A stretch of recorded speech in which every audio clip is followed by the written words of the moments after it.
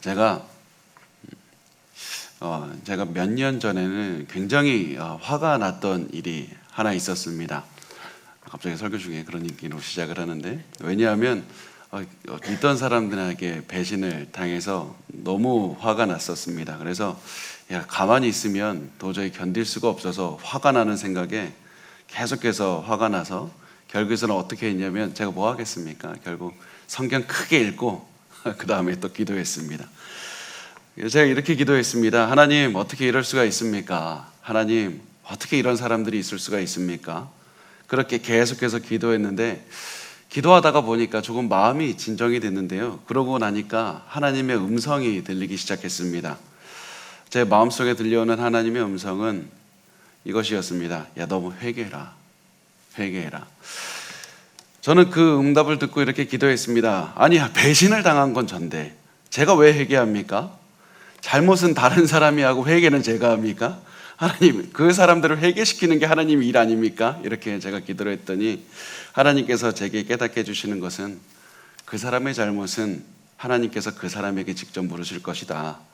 사랑과 정의 하나님께서 그 사람에게 직접 다 어떻게 하실지 알아서 하실 것인데, 너에게 중요한 것은 너의 반응이다. 너는 지금 왜 분노와 원망이 가득하 있니? 왜 너의 마음은 악한 생각으로 가득 차 있냐?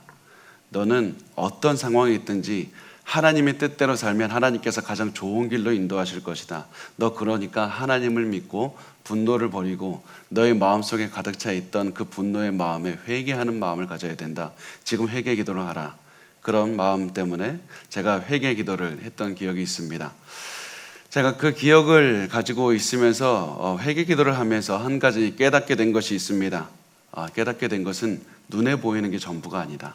눈에 보이는 게 전부가 아니다. 내 눈에 보이는 것은 사람이 전부 같고 환경이 전부 같고 나를 힘들게 하는 환경이 전부 같아 보이지만, 그러나 내 눈에 보이지 않는 성령님께서 나를 위해서 일하고 계시고, 내 눈에 보이지 않는 성령님께서 내가 볼 수 없는 것까지 보시고 모든 상황을 이끌어 가신다는 사실입니다. 그래서 내가 눈에 보이는 대로 살아갈 것이 아니라 하나님을 믿고 하나님을 의지하는 마음으로 오늘 내가 올바른 것들을 하면서 살아가야 된다는 사실입니다. 나에게 주어진 환경에서 가장 올바른 건 내가 생각하기에 상식에 맞게 하나님의 뜻대로 살아가야 된다는 사실입니다. 이렇게 살아가면 하나님께서 우리를 가장 좋은 길로 이끌어 가실 겁니다. 그렇지만 다른 사람이 나에게 힘들게 하고 다른 환경이 나를 너무나도 궁지로 몰아갔다고 해서 나도 똑같이 그렇게 하면 하나님 앞에서 우리도 똑같은 죄인이 된다는 사실을 기억하셨으면 좋겠습니다. 오늘 우리는 본문을 통해서 성령님의 그 인도하심, 하나님의 인도하심을 보게 되는데, 눈에 보이지 않는 하나님께서 오늘 본문에서 쭉 인도해 가십니다. 오늘 본문을 보다 보면 우리가 짧은 본문이지만 엄청난 기적과 같은 그런 일들은 나타나질 않을 겁니다. 그래서 어떤 분들을 보면 성령님께서 어떻게 인도해 가십니까? 그렇게 의심할 수도 있습니다. 게다가 오늘 본문에서 두드러지는 주인공이 누구냐면 다윗입니다. 오늘 본문을 통해 다윗이 공식적으로 이 이스라엘 왕궁에 소개되고 사람들의 앞에 드러나는 계기가 됩니다. 그래서 모든 권력이 사울 왕에게 있다가 다윗에게로 옮겨가는 것이 바로 오늘 본문에 드러납니다. 그래서 많은 사람들은 오늘 본문의 주인공이 다윗이라고, 다윗이 이제 모든 일을 하게 됐다고, 다윗으로 왕권이 넘어가게 됐다, 이렇게 생각을 하고 있지만, 정작 가장 중요한 것은 다윗이 아니라 이 다윗을 이끌어내는 성령님이라는 사실입니다. 사울이라는 왕을 세웠다가 사울이 하나님께 불순종하자 그 왕권을 다윗으로 넘기신 분도 다윗이 아니었고 사람들이 아니었고 성령님이셨습니다. 그래서 오늘 사무엘상 기자는 이 사실을 강조하면서 우리에게 이 모든 이야기 뒤에 있는 성령의 역사에 집중하라고 말을 합니다.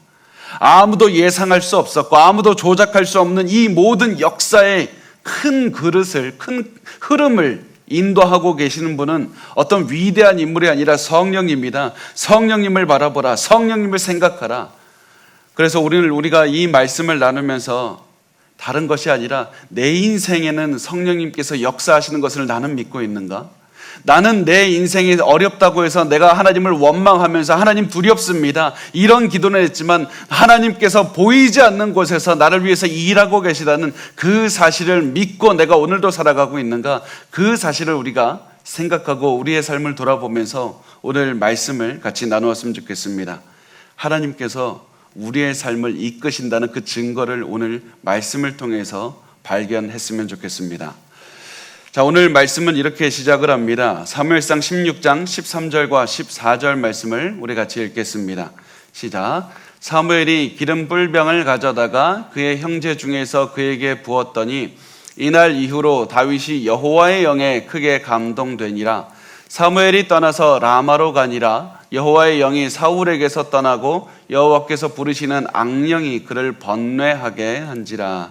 자, 이 말을 잘 보면 다윗이 하나님의 영에 크게 감동되었다고 말씀을 합니다. 이 말씀이 오늘 본문의 핵심입니다. 가장 중요한 겁니다. 구약에서 보면 하나님께서 특별한 사람들에게 특별한 일을 하기 위해서 성령께서 임재하실 때가 있었습니다.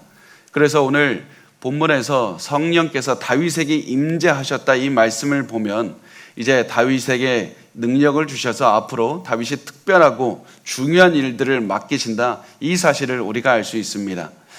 그런데 다윗이 성령에 크게 감동되었다는 말씀은 또 다른 의미가 있는데요. 그게 뭐냐면 왕권이 사울에게서 다윗에게로 넘어간 의미가 됩니다. 자, 이전에 사울의 모습을 보면 성령님께서 사울에게도 임재하셨을 때가 있었습니다. 그때가 언제냐면 사무엘상 10장 10절 말씀을 보면 나타나는데요. 같이 한번 읽어볼까요? 시작. 그들이 산에 이를 때 선지자의 무리가 그를 영접하고 하나님의 영이 사울에게 크게 임함으로 그가 그들 중에서 예언을 하니. 자, 하나님께서 사울을 왕으로 세우셨을 때 성령께서 사울에게 내려오셨습니다. 그래서 성령께서 사울에게 임재하셨던 때가 있었고 또 나중에 또 그 사울이 일을 할 때, 중요한 일을 할 때 성령께서 임재를 하셨는데, 그런데 사울이 계속해서 하나님께 불순종을 했더니 이제는 성령께서 사울을 떠나서 다윗에게로 임하셨다고 말씀합니다.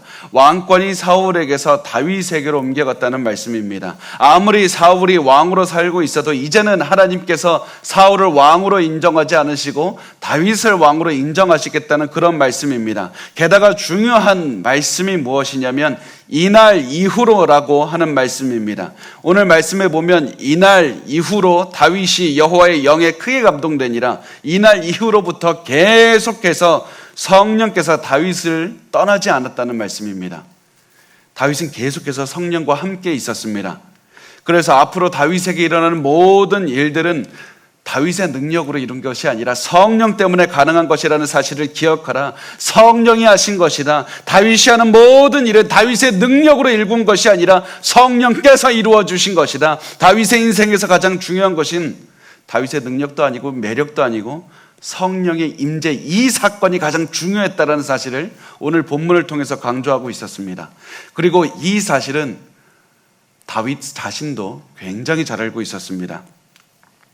그래서 여러분, 다윗이 나중에 보면 이제 교만해져서 큰 죄, 밧세바를 그 강간한 죄, 그리고 우리아를 죽인 그 죄를 여러분 잘 알고 있습니다. 이때 이 사건을 가리키면서 다윗은 이렇게 기도했습니다. 시편 51편 11절 말씀입니다. 우리 같이 읽겠습니다.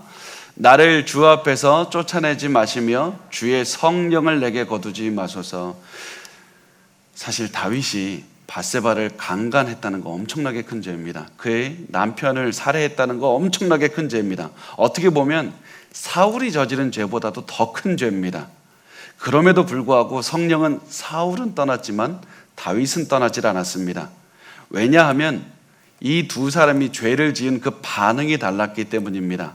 사울은 죄를 지은 다음에도 사람들의 마음을 얻기 위해서 하나님을 떠나는 결정을 했습니다. 사람들을 더욱더 붙잡으려고 노력하면서 살았습니다. 그렇지만 다윗은 이런 엄청난 죄를 저지른 다음에 그때 내렸던 결정은 하나님으로부터 멀어지지 않기 위해서 성령이 나를 떠나지 않았으면 좋겠습니다. 그런 마음으로 사람들 앞에서 회개하기 시작합니다. 자신의 죄를 드러내기 시작합니다. 그래서 이 사실을 통해서 다윗은 자신이 가장 두려워하는 한 가지를 잘 드러냈습니다. 그것이 무엇이냐면 다윗은 사람이 떠나는 것도 분명히 두려웠지만 그것보다도 하나님이 떠나는 것이 가장 두렵다. 그렇게 말을 했던 겁니다. 하나님 나를 떠나지 마시고 성령이 나를 떠나지 마소서. 하나님 내가 죄를 지었지만 제발 성령만은 나를 떠나지 마소서. 이것이 다윗의 인생을 탁월하게 만들었던 요인이었습니다. 죄가 없는 것이 아니라 죄를 지었을 때에도 여전히 하나님께 멀어지지 않는 선택을 하는 것, 그것이 중요하다는 사실입니다. 다윗이 분명히 하나님을 사랑했지만 동시에 오늘 본문을 통해서 계속해서 말하는 것은 다윗이 단순히 하나님을 잠깐 사랑했다, 이것이 중요한 것이 아니라 다윗이 자신의 삶을 유지할 수 있는 단 하나의 능력, 내가 오늘 하루를 살아갈 수 있는 능력, 내가 왕으로서 지목이 될 수 있었고 내가 많은 업적을 이룰 수 있었던 그 모든 능력은 성령께서 하신 것이다. 그 사실을 분명하게 잘 알고 있었기 때문에 오늘 본문 이 13절의 말씀이 중요한 겁니다. 이제로부터 다윗은 성령과 동행하며 살아가고 있다. 이 사실이 중요합니다. 그래서 다윗이 본문에서 벌어진 일들, 이제 우리가 앞으로 나누게 되겠지만 사울이 하나님께 범죄해서 불순종해서 성령이 사울을 떠났을 때부터 사울의 인생은 내리막길이 됐고 엄청나게 비참한 인생을 살게 됐고, 그 성령께서 사울에게서 떠나서 다윗에게 왔을 때부터 자신은 이때부터 왕이 될 수 있었고 모든 하나님의 인도하심을 체험할 수가 있었다. 이 사실을 다윗은 그 누구보다도 잘 알고 있었습니다. 그래서 다윗은 어떻게 해서든 하나님과 동행하는 삶을 살려고 했던 겁니다. 그래서 죄를 지었을 때에도 하나님으로부터 멀어질까 두려워했던 겁니다. 그래서 다윗은 사울에게 내리시는 하나님의 처벌을 보면서 하나님, 나는 처벌을 받고 싶지 않습니다. 하나님, 나는 하나님을 사랑하기도 하고 내 인생의 모든 것은 하나님께 달려있고 나는 저 처벌도 당하고 싶지 않아서 나는 하나님을 붙잡고 살아갑니다. 이런 마음으로 살아갔던 겁니다. 그래서 오늘 우리가 이 말씀 앞에서 우리의 삶을 돌아보셨으면 좋겠습니다. 내 인생에 가장 중요한 게 무엇입니까? 내 인생에 가장 중요한 게 무엇입니까? 내가 지금 가장 절실하게 붙잡고 있는 것이 무엇입니까? 많은 분과 대화를 해보면 이렇게 얘기를 합니다. 분명히 하나님이 도와주셨지만 그럼에도 불구하고 내가 버텼기 때문에 내 가정이 있는 겁니다. 하나님께서 나를 도와주신 거 맞습니다. 그럼에도 불구하고 내가 버텼기 때문에 내 사업차가 그렇게 어려웠을 때에도 다 버텨낼 수 있는 겁니다. 이런 말씀을 들을 때 사실은 저는 하나님보다는 자신을 높이는 그런 마음을 제가 보게 됩니다. 사실은 우리의 인생에서 가장 중요한 것이 무엇이냐, 우리의 가정을 지킬 수 있었던 단 하나의 중요한 것이 무엇이냐, 우리의 사업체를 지킬 수 있었던 단 하나의 중요한 것은 내가 노력했던 것이 아니라 하나님이 하셨습니다. 나는 버텼어도 그것은 내가 버틴 것이 아니라 하나님이 능력을 주셔서 버티게 하신 것뿐입니다. 내가 지금까지 있었던 건 하나님입니다. 이렇게 해서 내가 하나님만을 절실하게 붙잡아야 됩니다. 그 어떠한 상황에서도 나의 노력, 내가 들어가서는 절대로 안 된다는 사실입니다. 왜 그렇습니까? 이것이 무너질 때 우리도 어쩌면 사울의 자리에 설 수가 있기 때문입니다. 나도 모르게 나를 높이는 자리에 들어가고 하나님이 아니라 나의 명예를 드러내고 내가 사람들에게 인정받기 위해서 살아가는 그런 자리로 갈 수가 있습니다. 그래서 나의 노력, 나의 재능, 나의 인맥, 나의 재정, 그 어떠한 것도 나를 지금까지 있게 한 것이 아닙니다. 하나님이 내 인생의 중심입니다. 하나님만이 내 삶의 전부라는 마음으로 하나님만 붙잡고 살아가셨으면 좋겠습니다. 다른 말씀은 다 잊으셔도 이 사실 하나만은 오늘 반드시 기억하셨으면 좋겠습니다.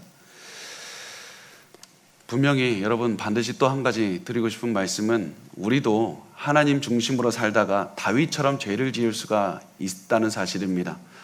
죄를 짓지 않으면 제일 좋겠지만, 다윗도 죄를 짓지 않았으면 제일 좋겠지만 죄를 지었습니다. 우리도 다윗보다 조금 더 낫지 않은 인간이기 때문에 죄를 지을 수밖에 없습니다. 그때 우리가 가장 기억해야 되는 것은, 가장 먼저 회복해야 되는 것은 하나님의 관계라는 사실입니다. 하나님의 관계를 회복하지 못하면 다른 그 어떤 것을 회복해도 다 필요가 없습니다. 여러분, 내 삶에 이 다윗이 자신의 죄를 드러내기 위해서 사람들 앞에 자신의 죄를 다 드러냈어야만 됐습니다. 때로 우리의 죄를 드러내고 회개하는 데 이르기 위해서 때로는 우리의 잘못이 사람들의 눈앞에 드러나는 그런 상황에 오게 된다 할지라도 그거 두려워하지 마시고 내 삶에 가장 두려워해야 되는 것은 하나님으로부터 멀어지는 것이다. 이 사실을 반드시 기억하셨으면 좋겠습니다. 이렇게 성령님 중심으로 살아야만 됩니다. 자, 우리 사무엘상 16장 15절 말씀을 우리 같이 읽겠습니다. 시작. 사울의 신하들이 그에게 이르되 보소서 하나님께서 부르시는 악령이 왕을 번뇌하게 하온즉. 자, 성령께서 사울을 떠난 다음부터 악령이 사울을 괴롭게 한다고 말씀을 합니다. 여기서 악령이라는 말은 이 악령이라는 말에서 악하다 이 말의 뜻을 우리가 좀 봐야 되는데요. 보통 사람들이 이 악령이라고 할 때 도덕적으로 악하다라는 뜻으로 생각을 합니다. 그렇지만 이 히브리어는 악하다는 말의 히브리어는 사실은 굉장히 다양하고 넓은 의미를 가지고 있습니다. 도덕적으로 악하다는 뜻도 분명히 있지만 고통스럽다, 불행하다, 비참하다, 감정적으로 정신적으로 큰 고난을 당한다 이런 의미까지 굉장히 광범위하게 그 의미가 있습니다. 그래서 우리가 그 의미를 파악하기 위해서는 문맥을 봐야 됩니다. 어떤 문맥일까? 그래서 우리가 이 문맥을 잘 보면 이 말씀의 의미가 악령이 단순히 이 도덕적으로 악한 그런 악령이라기보다는 사울에게 이 정신적인 고통을 주는 불행하게 만드는 비참한 마음이 들게 만드는 그런 역할을 하는 영이라는 사실을 우리가 알 수가 있습니다. 정신적인 고통과 함께 감정적인 비참함을 체험하게 만드는 영이 와서 사울에게 고통을 주었던 겁니다. 그리고 이 영이 지속적으로 계속해서 있었다 하기보다는 이 반복적으로 한 번 왔다가 또 나중에 또 왔다가 또 공격했다가 이렇게 왔다고 보는 것이 옳습니다. 자, 그렇다면 이제 중요한 것이 왜 사울은 이런 고통을 당하게 되었을까? 왜 사울은 이런 악령의 고통의 공격을 받게 되었을까? 그 이유가 무엇이냐면 하나님께 불순종했기 때문이라고 말씀을 합니다. 오늘 성경은 굉장히 명확합니다. 하나님께서 사울에게 회개 기회를 계속 주셨지만 회개하지 않고 계속해서 하나님을 떠난 성령님을 떠난 삶을 살았기 때문이었습니다. 성령을 떠나면 행복한 삶을 살아갈 수가 없고 고통과 불행이 가득한 삶을 살아갈 수밖에 없다는 사실입니다. 그래서 하나님께서는 하나님을 떠난 사울에게 당연히 그 하나님을 떠나면 겪게 되는 고통과 불행을 주는 그 영을 체험하게 하셔서 사울을 처벌하셨던 것이었습니다. 자, 우리가 이 말씀을 통해서 깨달을 수 있는 한 가지가 무엇이냐면 아무리 악한 영이라도 하나님의 허락을 받아야 움직인다는 사실입니다. 오늘 말씀을 보면 하나님께서 보내신 악한 영이라고 했는데 이 악한 영도 하나님께서 허락하셔야지 일을 할 수가 있습니다. 어떤 분들은 이렇게 생각합니다. 세상의 악한 영과 하나님이 싸움을 벌이고 있지 않습니까? 그렇게 생각하기도 합니다. 아니면 어떤 분들은 하나님 모르게 악령이 일한다, 하나님의 손을 벗어나서 악령이 일한다고 생각하시기도 합니다.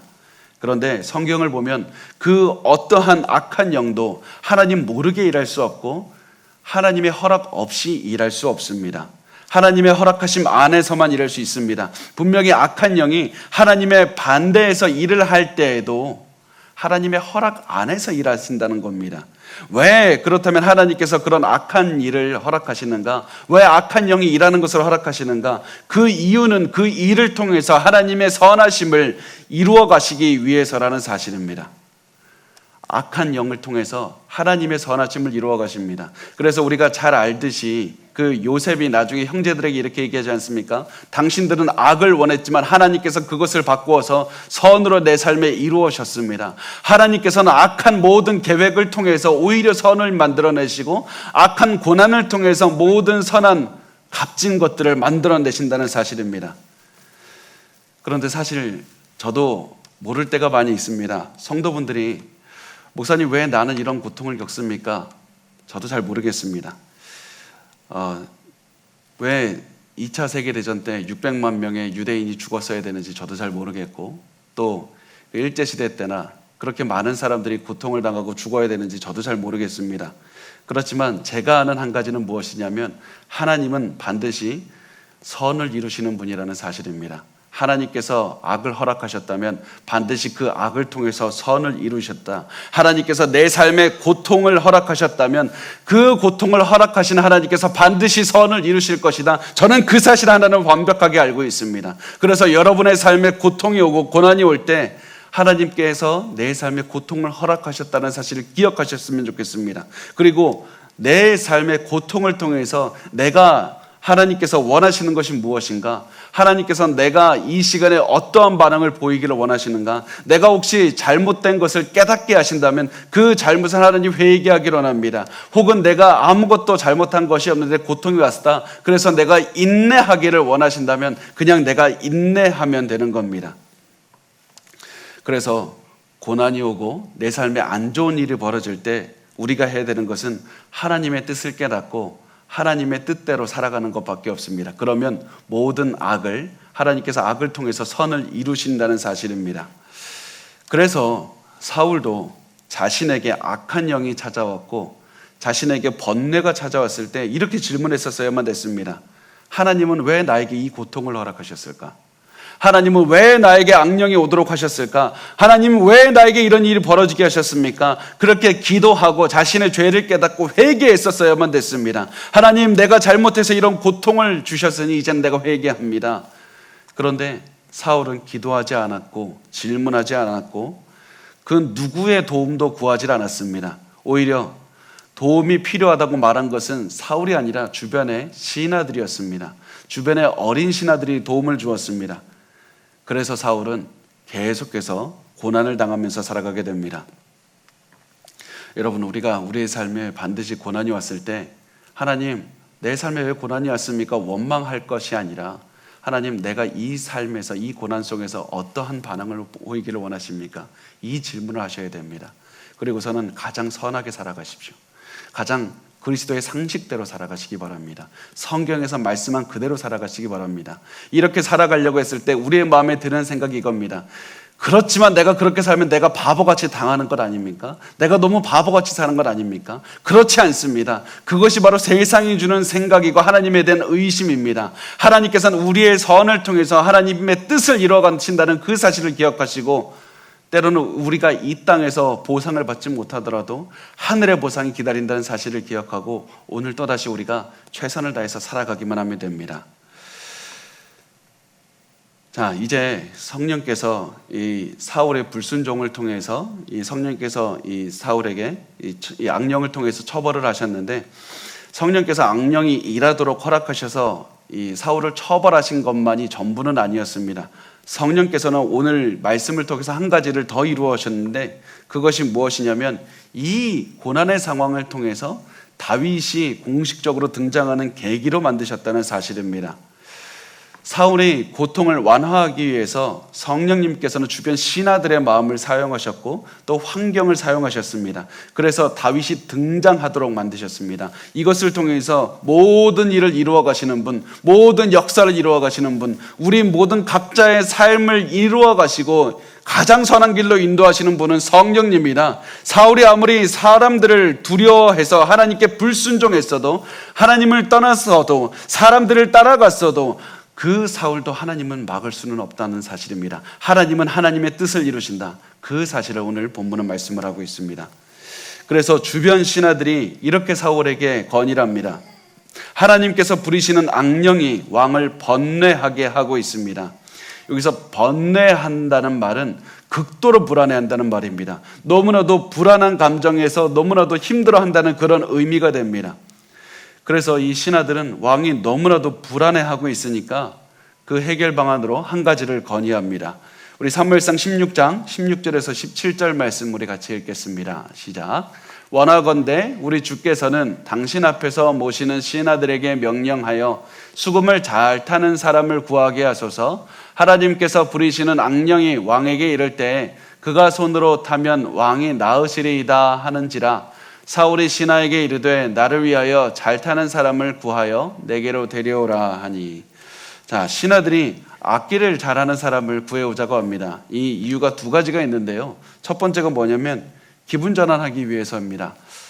사울이 너무나도 불안해하고 힘들어하고 슬퍼하니까 음악을 들으면 기분이 좀 전환할 수 있고 좋아지지 않습니까? 그래서 좋은 악기를 연주하는 사람을 데리고자 하는 것이 첫 번째 의미입니다. 자, 두 번째 이유가 무엇이냐면 고대에는 음악이 악마를 쫓아내는 그런 도구라고 생각을 했기 때문입니다. 그래서 고대 군동의 많은 기록들을 보면 이 악귀를 쫓아내기 위해서 음악을 연주했다라는 기록들을 볼 수가 있습니다. 그래서 신하들은 이 악마, 이 번뇌시키는 슬프게 만드는 악령을 쫓아내기 위해서 지금 음악하는 사람, 악기를 연주하는 사람을 데리고자 하고 말합니다. 자, 그 다음에가 또다시 사무엘상 기자는 우리에게 굉장히 강조하고 있는 말이 나옵니다. 잘 보이진 않지만 이 사실을 강조하고 있습니다. 무엇이냐면 다윗의 반응입니다. 이제 이 말을 듣고 이제 사울이 우리가 이야기를 진행하면서 알게 되는 것은 다윗이 사울의 부름에 반응을 하고 알겠다고 하고 이제 사울을 위해서 일하게 되는데, 사울은 자기 자신을 위해서 평생 살면서 하나님께 불순종하면서 살았습니다. 그렇지만 다윗은 하나님께 받은 재능을 이제부터 사울을 위해서 사용한다는 사실입니다. 분명히 다윗도 하나님으로부터 기름을 받은 하나님의 왕입니다. 하나님께서 세우신 왕이었습니다. 그럼에도 불구하고 하나님께서 무시하고 하나님께서 이제는 왕이 아니라고 하신 그 사람을 위해서, 그 사람을 섬기기 위해서 자신의 모든 재능을 사용했다는 사실입니다. 이것이 바로 왕으로 세우신 사람의 모습이었습니다. 이것이 하나님이 사용하시는 사람의 모습입니다. 그래서 우리가 지금 우리의 삶을 볼 때 하나님께서 우리에게 주신 능력에 상관없이, 우리의 상황에 상관없이, 우리의 가진 그런 모든 재능들, 우리가 가진 그 모든 것들을 다른 사람들을 위해서 사용할 줄 알아야 된다는 겁니다. 이것이 하나님께 복을 받는 그런 모습이 되고 하나님께서 사용하시는 사람의 모습입니다.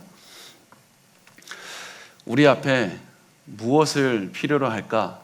그 필요로 하는 사람이 있다면 그 대상이 누구든지 상관없이, 그 사람이 원수가 됐든지 친구가 됐든지, 하나님께서 우리에게 주신 능력으로, 우리에게 주신 재정으로 그냥 그 사람을 위해서 사용하면 됩니다.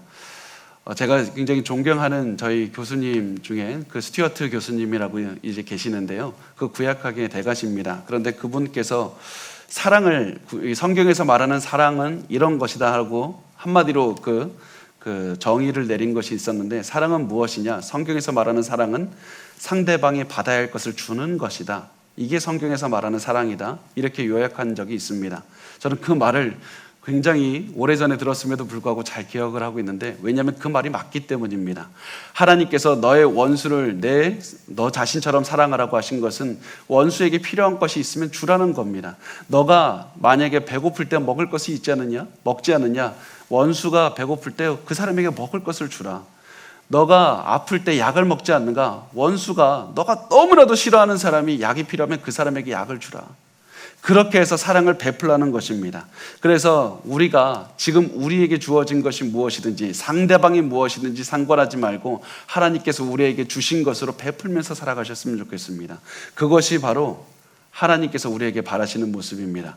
하나님 우리에게 거저 받았으니까 거저 주라고 말씀을 합니다. 자, 우리 18절 말씀을 우리 같이 읽겠습니다. 시작. 소년 중 한 사람이 대답하여 이르되 내가 베들레헴 사람 이새의 아들을 본즉 수금을 탈 줄 알고 용기와 무용과 구변이 있는 준수한 자라, 여호와께서 그와 함께 계시더이다 하더라.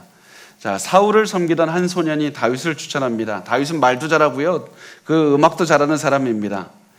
여기에서 또 다시 우리가 성령의 역사를 계속해서 발견하게 되는데, 사울의 명령을 듣고 왕을 위해서 연주할 사람을 이제 찾아 나서기도 전에 바로 옆에서, 사울 옆에서 다윗을 알고 있는 한 사람이 등장했다는 겁니다.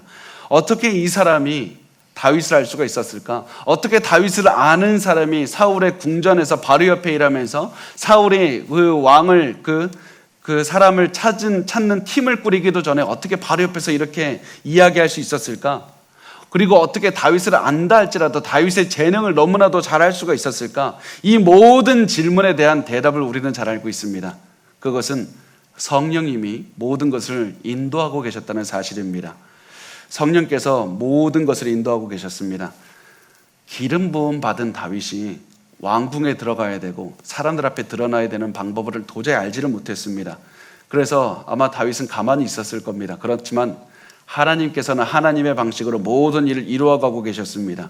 그래서 그 사실을 강조하기 위해서 사무엘상 기자는 이 소년이 한 말 중에 굉장히 중요한 구문 하나를 넣습니다. 그게 무엇이냐면 여호와께서 그와 함께 계시더이다. 여호와께서 그와 함께 계시더이다. 성령님께서 다윗과 함께 계셨습니다. 그래서 내가 그 사람을 추천하는 것입니다. 바로 사울에게서 떠난 당신 사울에게서 하나님은 떠났지만 다윗과는 함께하고 계십니다. 바로 이 사실을 강조하면서 다윗이 하나님과 동행하기 때문에 하나님이 모든 일을 이루어가고 계신다는 사실을 말씀을 하고 있습니다. 그리고 하나님께서 각자 모든 사람들을 하나님의 계획 안에서 촘촘하게 만들어가면서 인도하고 계신다는 사실을 보여주고 있습니다. 여러분, 만약에 이 자리에 다윗이 자기가 기름 부음을 받았다, 이 사실을 말하면서 내가 하나님께서 왕으로 인도하셨다, 이 사실을 말하면서 사람들 앞에 드러냈다면 사울은 당장 다윗을 죽였을 겁니다. 그렇지만 이 모든 일들을 모르게 진행하셨던 그 성령님께서는 사울이 스스로 다윗을 궁으로 초청하도록, 사람들 앞에서 드러내는 계기를 사울 스스로 만들도록 이렇게 인도하셨다는 사실입니다. 그래서 다윗이 공식적으로 사람들 앞에 인정받는 계기가 바로 사울 자신이 주었던 것이었습니다. 그래서 오늘 말씀을 통해서 계속해서 강조하는 말씀, 하나님을 믿으십시오. 하나님을 믿으시고 하나님은 오늘도 하나님의 뜻을 이루어 가시니까 우리가 해야 되는 반응, 우리가 우리를 미워하고 우리를 해하려고 하고 우리를 굉장히 적대시하는 그들 앞에서 해야 되는 반응은 하나님의 뜻대로 살아가는 것밖에 없습니다. 옳은 대로 살아가십시오. 자, 우리 사무엘상 16장 19절에서 20절 말씀 우리 같이 읽겠습니다. 시작. 사울이 이에 전령들을 이새에게 보내어 이르되 양치는 내 아들 다윗을 내게로 보내라 하매 이새가 떡과 한 가죽 부대의 포도주와 염소 새끼를 나귀에 실리고 그의 아들 다윗을 시켜 사울에게 보내니. 자, 이제 사울이 그 말을 듣고 이새에게, 그 다윗의 아버지에게 사람을 보내서 아들을 다윗을 보내라 이렇게 얘기를 합니다. 그래서 이제 이새는 아들을 왕에게 보내고 가는 길에 다윗이 먹을 수 있도록 음식을 챙겨주어서 이제 보내게 됩니다. 자, 21절 말씀을 보면 다윗이 사울에게 이르러 그 앞에 모셔 섬에 사울이 그를 크게 사랑하여 자기의 무기를 드는 자로 삼고. 이 말씀이 사실은 우리가 보기에는 뭐 대단한 말씀인 것 같지만 굉장히 이 당시는 중요한 말씀이었습니다. 왜냐하면 사랑한다는 표현 때문에 그렇습니다. 우리가 보기에 그냥 사랑한다고 하면 호감을 갖는 것이라고 생각을 합니다. 분명 사울은 최선을 다해서 자기의 역할을 하는 다윗에게 많은 호감을 느꼈을 겁니다. 좋아했을 겁니다. 그런데 사랑한다는 말은 단순히 사람과 사람 사이의 감정만을 뜻하는 의미는 아니었습니다. 그 당시에 고대 근동의 문서를 보면 사랑이라는 말은 정치적인 상하 관계를 나타내는 말이었습니다. 그래서 예를 들면 왕은 신하들에게 사랑을 요구할 수 있었습니다. 또 그 정복한, 다른 나라를 정복한 군주는 이 정복당한 군주들에게 사랑을 요구할 수가 있었습니다. 그래서 고대 정치에서 보면 사랑은 약한 자가 강한 자에게 주는 겁니다. 약한 자가 강한 자에게 주는 것이 사랑입니다. 그런데 지금 뭐라고 합니까? 사울이 다윗을 크게 사랑했다고 말합니다. 이 말은 모든 관계가 바뀌었다. 사울이 지금 다윗을 크게 사랑했다는 사실은 지금 무엇인가 굉장히 잘못되고 사람들이 생각하는 관계가 아니라 하나님께서 무엇인가를 이루어가고 계신다는 사실을 보여줍니다. 게다가 또 중요한 사실이 무엇이냐면 다윗을 사랑한 사울이 다윗을 자기의 무기를 드는 사람으로 만들었다는 사실입니다. 자신의 무기를 맡겼습니다. 왜 중요합니까? 여러분, 사무엘 상하를 잘 아시는 분들, 여러분 이 다윗의 이야기를 잘 아시는 분들은 이 이야기가 어떻게 흘러가는지 잘 아시죠? 나중에 요나단이 이 다윗의 이 가장 친한 친구이자 사울의 아들 요나단이 다윗에게 너가 앞으로 왕위를 물려받을 것이다, 이 의미로 자신의 무기를 다윗에게 주게 됩니다. 무기를 준다는 것은 앞으로 너가 왕위를 이어받을 것이라는 뜻으로 상징적인 의미로 요나단이 다윗에게 무기를 주었습니다. 그런데 사울이 지금 자신의 무기를 다윗에게 준 겁니다. 사울이 다윗을 사랑하고 사울이 자신의 무기를 다윗에게 줬다는 것은 사울 자신은 알지 못했지만 하나님께서 모든 권력을 다윗에게로 다 물려주셨다는 사실입니다. 겉으로 보기에는 사울이 모든 것을 가지고 있습니다. 겉으로 보기에는 사울이 가장 잘 나가는 것 같습니다. 그렇지만 하나님의 결정은 이미 끝이 났다. 성령께서 다 인도하고 계시고 다윗의 길로 인도하고 계신다. 그래서 우리의 눈에 보기에 어떠한 것도 우리를 위한 일이 되지 않고 우리에게 반대되는 그런 상황으로 몰고 가는 것 같을지라도 그것에 두려워하지 말고 하나님을 믿고 하나님의 뜻에 따라서 살아가기만 하면 된다는 그 사실을 계속해서 기억하시길 바랍니다. 자, 사무엘상 16장 22절과 23절 마지막으로 우리 같이 읽도록 하겠습니다. 시작. 또 사울이 이새에게 사람을 보내어 이르되 원하건대 다윗을 내 앞에 모셔 서게 하라. 그가 내게 은총을 얻었느니라 하니라. 하나님께서 부리시는 악령이 사울에게 이를 때에 다윗이 수금을 들고 와서 손으로 탄즉 사울이 상쾌하여 낫고 악령이 그에게서 떠나더라. 자, 이제부터 악한 영이 사울에게 임할 때마다 다윗은 이제 사울을 위해서 연주를 했습니다. 그래서 사울에게 있는 악한 영을 쫓아내 주었습니다. 사실 이렇게 아름답게 서로 만나게 되지만 이제 결국에서는 이 만남이 변하게 되는데 사울은 다윗을 죽이려고 하는 겁니다. 그런데 다윗이 우리가 배울 수 있는 점은 무엇이냐면 다윗은 끝까지 사울을 대하는데 동일하게 사울에게 충성된 마음으로 대한다는 사실입니다. 사울이 아무리 자신을 죽이려고 한다 할지라도 그 마음이 변해서 나도 똑같이 악으로 대하겠다 하지 않고 선으로 대했습니다. 죽이질 않았습니다. 왜 그랬습니까? 바로 성령을 믿었기 때문입니다. 성령이 떠나는 걸 가장 두려워했기 때문입니다. 다윗에게 있어서 가장 두려운 대상은 사울이 아니라 사람들이 떠나는 것이 아니라 성령이 자신을 떠나는 것이었습니다. 그래서 오늘 우리가 우리의 삶을 한번 돌아보셨으면 좋겠습니다. 우리는 성령님이 떠나가는 것을 가장 두려워합니까? 성령님만을 붙잡고 살아갑니까? D.L. 무디라는 그 목사님이 예전에 사셨는데요. 그 목사님께서 하신 말씀 중에 이런 말씀이 있습니다. 만약에 누군가 내 아내에 관해서 굉장히 악한 말을 쓴 편지를 나에게 보낸다면 나는 그 편지를 읽지도 않고 다 찢어서 버릴 것이다. 왜냐하면 나는 내 아내를 믿기 때문이다. 마찬가지로 어떤 사람이 성경에 관해서 성경이 틀렸다는 말을 쓴 그 책들을 많이 낸다면 난 그 책을 읽어볼 필요도 없을 것이다. 왜냐하면 하나님을 믿기 때문이다. 이렇게 말씀하신 적이 있습니다. 저는 이 말씀을 여러분에게 해드리고 싶습니다. 여러분의 삶에 고통이 가득해서 내 삶에서 하나님이 나를 사랑하실까? 하나님 나와 동행하실까? 그런 생각이 들게 하는 어떤 순간이 있거나 그 어떤 사람이 있다고 한다면 그 사람의 말을 들을 필요도 없고 그 생각을 가지고 있을 필요도 없습니다. 왜냐하면 그 모든 고통을 통해서도 하나님께서는 우리에게 사랑한다고 말씀하고 계시고 너의 인생을 오늘도 인도하고 계시다고 말씀하고 있기 때문입니다. 여러분, 우리에게 오늘날 가장 중요한 것은 성령을 붙잡는 겁니다. 지금 우리 눈에 많은 것이 무너져 내린다고 그런 생각이 든다 할지라도 내가 지금 해야 되는 것은 그 무너져 내리는 것들을 막아내기 위해서 사람들을 더욱더 마음을 붙잡고 돈을 더 붙잡고 그 어떠한 내 인맥을 붙잡고 하는 것이 아니라 가장 먼저 성령을 붙잡으시기 바랍니다. 성령이 떠나면 모든 것이 끝입니다. 성령으로부터 멀어지면 모든 것이 끝입니다. 성령을 붙잡고 성령으로부터 멀어지지 않기 위해서 최선을 다하며 성령만을 위해서 살아가셨으면 좋겠습니다.